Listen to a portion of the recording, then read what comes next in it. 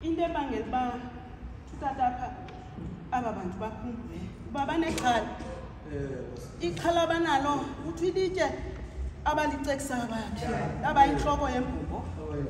Athi xa bembona uYesu ehamba ephilisa endleleni kwabona athi yabona lo ulandelwa lilizwe lonke kamentasekhaya.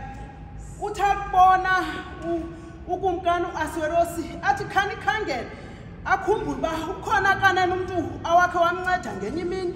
Athi khanikhangela athi uHamani ndingamkhangela mna kumkani kwaye uzawupholiswa inkonzo akhwele ihashe likakumkani anqumbe isitrato zeli lizwe kwasenamandla amakhulu kanti ulahlekiwe ngoYesu Kristu inkosi yethu. Amen.